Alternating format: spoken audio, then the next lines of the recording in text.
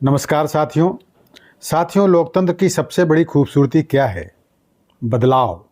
लेकिन क्या भारत की राजनीति, खासकर बहुजन राजनीति, इस बदलाव को स्वीकार कर रही है या फिर जातिगत अहंकार, परिवारवाद और व्यक्तिगत महत्वाकांक्षा ने इसे जड़ बना दिया है? आज हम इसी महत्वपूर्ण विषय पर चर्चा करेंगे। कैसे कुछ राजनीतिक दल और संगठन लोकतंत्र की आत्मा को कुचल रहे हैं और क्यों बदलाव से इनकार अंततः पराभव की ओर ले जाता है। जो संगठन और पार्टियां आंतरिक लोकतंत्र को खत्म कर देते हैं, नए नेतृत्व को आगे नहीं आने देते और केवल एक जाति या परिवार विशेष को सर्वोपरि मानते हैं, वे धीरे धीरे कमज़ोर पड़ जाते हैं। लेकिन समाधान क्या है? सम्यक पार्टी इसी बदलाव की ज़रूरत को समझ चुकी है और एक नई राजनीतिक संस्कृति की ओर बढ़ रही है। तो आइए इस विचारोत्तेजक विश्लेषण को विस्तार से समझते हैं और जानते हैं कि कैसे सम्यक पार्टी लोकतंत्र की वास्तविक खूबसूरती को साकार करने की दिशा में काम कर रही है। वीडियो को अंत तक जरूर देखें और अपने विचार कमेंट में साझा करें। लोकतंत्र, बदलाव और पराभव, एक विश्लेषण। दोस्तों, लोकतंत्र की सबसे बड़ी खूबसूरती उसकी बदलाव की क्षमता है। यह बदलाव केवल सत्ता परिवर्तन तक सीमित नहीं है, बल्कि समाज, विचारधारा, नेतृत्व और नीतियों में भी बदलाव लोकतंत्र का मूल तत्व है।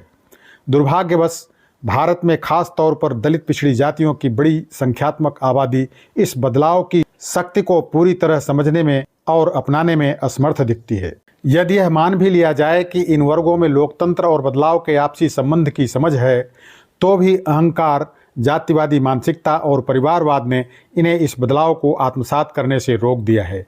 इनके भीतर यह मिथ्या धारणा घर कर गई है कि केवल इनकी जाति, परिवार या गुट ही संघर्षशील, जुझारू और नेतृत्व के योग्य है। यह बदलाव की स्वाभाविक प्रक्रिया को बाधित करने वाला रवैया है, जो किसी भी लोकतांत्रिक आंदोलन या राजनीतिक दल के पतन का मुख्य कारण बनता है। बदलाव का अभाव और लोकतंत्र का ह्रास। दोस्तों, जब किसी राजनीतिक दल या आंदोलन में नए नेतृत्व, नई विचारधारा और नए दृष्टिकोण को स्थान नहीं मिलता, तो वह धीरे धीरे ठहराव की स्थिति में पहुंच जाता है। भारत में कई राजनीतिक दलों और बहुजन आंदोलनों का हश्र यही हुआ है। शुरुआत में जब ये आंदोलन खड़े किए गए, तब इनका उद्देश्य व्यापक बहुजन समाज का सशक्तिकरण था। लेकिन समय के साथ ये कुछ गिने चुने परिवारों, व्यक्तियों और जातियों के नियंत्रण में सिमट कर रह गए। यहाँ यह समझना जरूरी है कि लोकतंत्र में बदलाव एक अनिवार्यता है, न कि एक विकल्प। जो पार्टियां और नेता इसे स्वीकार नहीं करते, वे धीरे धीरे अप्रासंगिक हो जाते हैं। यह न केवल राजनीतिक पार्टियों पर लागू होता है, बल्कि समाज, संगठन और संपूर्ण राजनीतिक व्यवस्था पर भी लागू होता है। भारत में बदलाव को नकारने का दुष्परिणाम। नंबर 1, जातिगत अभिमान और आत्मकेंद्रित राजनीति। दोस्तों, जिन जातियों या नेताओं ने अपने वर्ग को ही एकमात्र योग्य मान लिया, वे अन्य समुदायों और वर्गों को साथ लेने में असफल रहे। इससे राजनीतिक आधार सिकुड़ता गया और अंततः वे हाशिए पर चले गए। नंबर 2, परिवारवाद और तानाशाही प्रवृत्तियां। दोस्तों, कुछ दलों में परिवार विशेष के वर्चस्व ने नए नेतृत्व को उभरने नहीं दिया।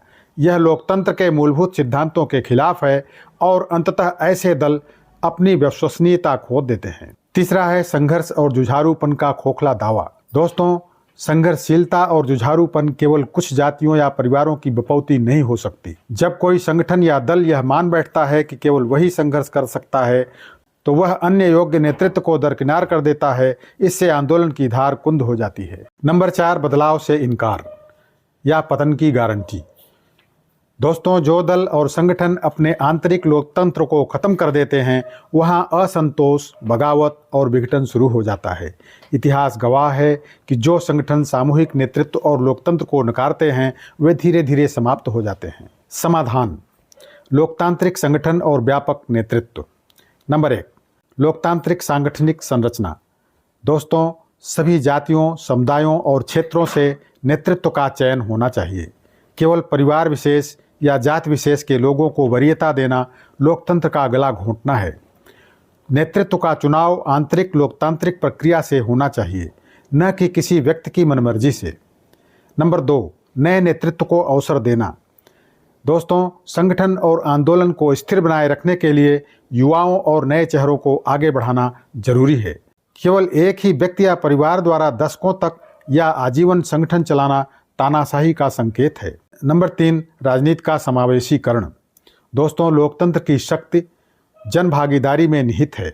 यदि किसी भी जाति या वर्ग की भागीदारी सीमित कर दी जाती है तो लोकतंत्र अधूरा हो जाता है। राजनीतिक आंदोलन को केवल सत्ता प्राप्ति का माध्यम न बनाकर सामाजिक परिवर्तन का साधन बनाना होगा। सम्यक पार्टी लोकतंत्र की खूबसूरती को समझने की दिशा में अग्रसर। दोस्तों, लोकतंत्र एक स्थिर प्रणाली नहीं बल्कि एक निरंतर विकसित होने वाली व्यवस्था है।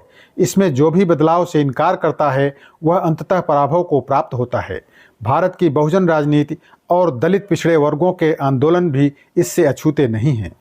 अगर ये आंदोलन बदलाव, लोकतंत्र और समावेशी नेतृत्व की अनिवार्यता को नहीं समझते तो उनका पतन भी तय है। सम्यक पार्टी इस सच्चाई को पहचान चुकी है और लोकतंत्र की इस खूबसूरती को आत्मसात करते हुए आगे बढ़ रही है।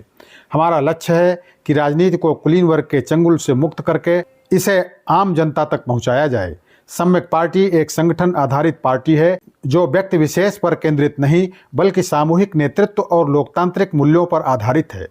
हमारा संघर्ष केवल सत्ता प्राप्त करने के लिए नहीं बल्कि पूर्ण लोकतंत्र की स्थापना के लिए है। इसके लिए हमें आप सभी के सहयोग और समर्थन की आवश्यकता है। आइए इस परिवर्तनकारी परिवर्तन का हिस्सा बनें और लोकतंत्र को वास्तविक अर्थों में साकार करें। बहुत बहुत धन्यवाद।